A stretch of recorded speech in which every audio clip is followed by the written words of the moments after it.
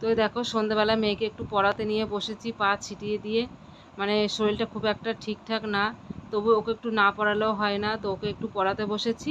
ও এখন লিখছে, আমি ভাবলাম তোমাদের সঙ্গে একটু শেয়ার করি যে আমার মেয়ে দেখো, অনেকে বলে পড়ে না সন্ধ্যাবেলা, দেখো আমার মেয়ে পড়তে বসে।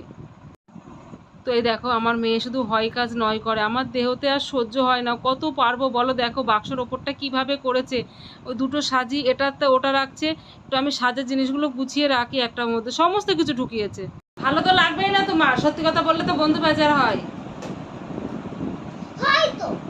ঘুমাবি না, খাই দেবো তার একটুখানি। ঘুমিয়ে গেলে আমার অসুবিধা হয় খাওয়াতে গেলে। কেমন আছো বন্ধুরা সবাই? আশা করি অনেক ভালো আছো। আর আমি ভালো নেই জানো, কালকে রাত্রে সারা রাত ঘুমাতে পারিনি, সারাটা রাত আমি কাটিয়েছি। একবার বাইরে যাচ্ছি, একবার ঘরে আসছি, একবার শুচ্ছি, একবার বসছি, কিছুতেই আমি আরাম পাচ্ছি না। মানে এতটা আমার কষ্ট হচ্ছিল। তার মধ্যে যখন মাঝরাতে একবার কোথাচ্ছিলাম, আমার মেয়ে বলছে, ও মা কী হয়েছে তোমার? আমি বলছি মা পেটে খুব ব্যথা করছে। ও তো বোঝে না, বলছে চোখ বন্ধ করে শুয়ে পড়ো, ঠিক হয়ে যাবে। তো তারপরে কি হয়েছে বলো তো, কালকে সন্ধ্যা থেকে পেটটা একটু পুনপুন করে ব্যথা করছিল।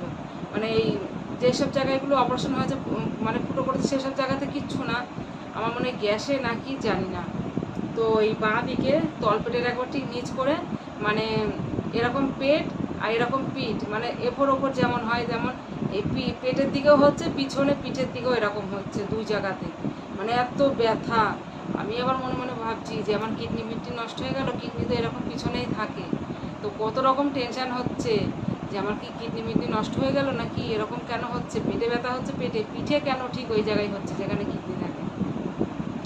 তো অনেক টেনশন, কিছুতেই ঘুম আসছে না, কি ব্যথা কি যন্ত্রণা। তারপর প্যারাসিটামল ছিল, আমাকে ডাক্তারে বলেই দিয়েছিল ব্যথা যন্ত্রণা জ্বর যাই আসুক প্যারাসিটামল খেতে। তো তারপরে একটা প্যারাসিটামল খেলাম, খেয়ে নিয়ে তারপরে কি তাও কমছে না, কিছুতেই কমছে না। তারপরে ভোরের দিকে হালকা হালকা দেখলাম, ওষুধ খেলেই তো আর কমে না, কিছুক্ষণ টাইম লাগে। ভোরের দিকে দেখলাম হালকা হালকা কমেছে, তো আমি শুতে পারছি না। দিয়ে তারপরে এই খাটের পাশের ওপর, ঘুমাবি না, খাটের পাশের ওপর বালিশ রাখলাম, বালিশ রেখে এরকম করে হাত দিয়ে বসে বসে এইভাবে করে একটুখানি ঘুমালাম। ঘুমে থেকে উঠে দেখি 8টা বেজে গেছে। 8টা বেজে গেছে। তারপর উটোপাটা করে সব কাজ মাজ করলাম, মুখ টুক দিয়ে চাটা খেয়ে আমার ছেলেকে বললাম আগে তুই আমার গ্যাসের বড়ি এনে দে। তো গ্যাসের বড়ি খেলাম সকালবেলা একটা। তারপরে সিদ্ধ ভাত করলাম, করে ওকে খাইয়ে আগে স্কুলে দিয়ে আসলাম। স্কুল থেকে এসে তারপরে আমি ঘরটা ঝাঁটমাট দিয়েই গিয়েছি, ছাগল ঘরটা ঝাঁট দিয়ে পরিষ্কার করে দিয়েছি, ঠাকমা জল ঢেলে ছিটিয়ে ভিজিয়ে রেখে কিছু, ঠাকমা সে ধুয়ে দিয়েছে। তো তারপরে বাসন কুসন সমস্ত গুছিয়ে রেখে কিছু, ঠাকমা মেজে নিয়েছে। দিয়ে এবার স্কুল থেকে আসলাম, এসে তেমনি গরম ধরে গিয়েছে, ছাতি নিয়ে যায়নি। আমার ছেলে বলো একটা ছাতি হয়েছে, ছাতিটা তুমি রেখে যাও, আমি ছাতি মাথায় দিয়ে স্কুলে যাব। তো ছাতি মাথায় দিয়ে গেল, আমি সেই আসার সময় কাপড় পরে গেছিলাম, কাপড় মাথায় দিয়ে আসলাম। এসে নিয়ে আর একটা প্যারাসিটামল খেলাম, খেয়ে নিয়ে চুপ করে একটু শুয়েছি আর একটু ঘুমিয়ে গেছি। আজকে এমনি শনিবার, এবার ওকে ছুটি দেবে, স্কুল ছুটি দেবে 1:30টার সময়। এই ঘুমাবি না, 1:30টার সময় স্কুল ছুটি দেবে। এবার আমার যখন ঘুম ভাঙে তখন দেখি 1:40 বাজে। তখন আমার অকারণ গিয়ে কী হবে, আমি বলছি ঠিক ওর রাখিটা গিয়ে, পাশের বাড়ির মেয়েটা গিয়েছে, ওর সঙ্গে চলে আসবে।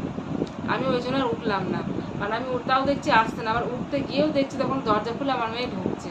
তো ওকে দেখে নিয়ে আমি আবার একটু চোখ বন্ধ করলাম, ওর মতো খেলছিল, খেলতে গিয়ে সে মাটির হাঁড়িগুলো কিনে দিয়েছিলাম ভেঙে ফেলেছে।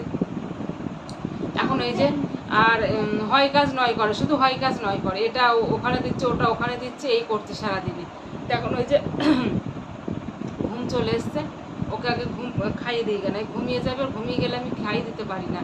তো তারপর সারাদিন দেখছি, আমি ভেবেছিলাম যদি মনে হচ্ছিল তখন রাতেরবেলা সকাল হলেই আমি হাসপাতালে চলে যাবো, হাসপাতালে গিয়ে আমি ইঞ্জেকশন নিয়ে আসবো, ব্যথার ইঞ্জেকশন দিলে কমে যাবে, এরকম মনে হচ্ছিল।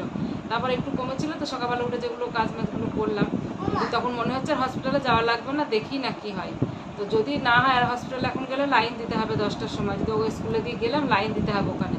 তো ভাবলাম দেখি যদি না কমে সন্ধ্যে 7টার দিকে একবার হসপিটালে যাব, তখন এমার্জেন্সিতে গিয়ে দেখিয়ে নেবো। তা ঠাকুরের কাছে মা কালী ভালোই দেখছি এখন ঠিক আছে, এখন আর অসুবিধা হচ্ছে না।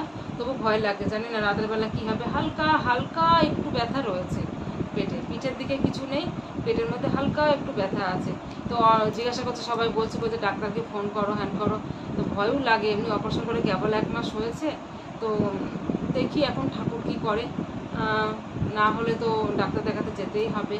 তো যাই হোক বন্ধুরা, সবাই ভালো থেকো। আমার মেয়েকে খাইয়ে দিই না, ও ঘুমিয়ে যাবে। হ্যাঁ বলো, বাই, গুড নাইট।